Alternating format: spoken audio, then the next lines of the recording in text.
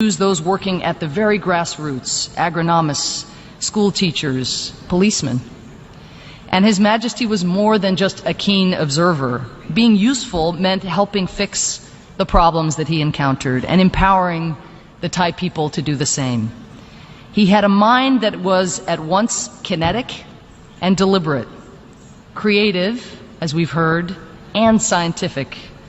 Over the course of his life, he registered nearly 40 patents and trademarks, often for inventions that he built, tested, and modified himself, and most of which aimed at tackling everyday problems faced by the poor.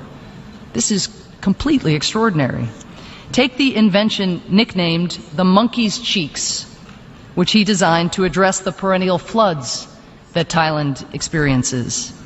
His Majesty remembered seeing as a child the way that monkeys would store chewed bananas in their cheeks so that they could eat them late, and built a system of small reservoirs that worked using a similar principle, storing excess water during heavy rains that could be used later for irrigation.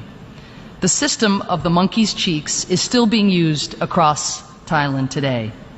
Many of the King's inventions fit this pattern, merging conservation with human development. He was decades ahead of the curve in recognizing that what was environmentally sustainable was crucial to the long-term health of communities. Let me conclude. In June 1960, His Majesty returned to the United States at the invitation of then-President Dwight Eisenhower. He was asked to address a joint session of the U.S. Congress. He was just 32 years old. Speaking to Congress, His Majesty said that he had accepted the invitation in part because of what he called the natural human desire to see my birthplace, Cambridge, which he returned to on that trip. But he also came, he said, to affirm our two nations' unique friendship and shared values. As he put it, friendship of one government for another is an important thing, but it is friendship of one people for another that assuredly guarantees peace and progress. His Majesty told members of the U.S. Congress that there was one tradition valued above all others for the Thai people, the commitment to family. He said, quote, "The members of a family are expected to help one another whenever there is a need for assistance. The giving of aid is a merit in itself. The giver does not expect to hear others sing his praises every day, nor does he expect any return. The receiver is nevertheless grateful. He too, in his turn, will carry out his obligations." End quote. Now, the King was speaking about the bonds and generosity among members of Thai families.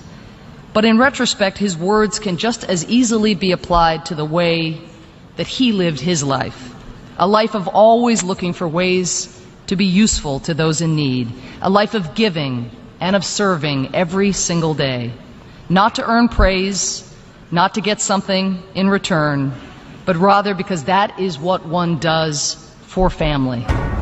And His Majesty considered all the people of Thailand to be his family. How fortunate the Thai people were to have had His Majesty as a member of their family. And how fortunate we are to be able to learn from the way that this remarkable king chose to live his life. Thank you.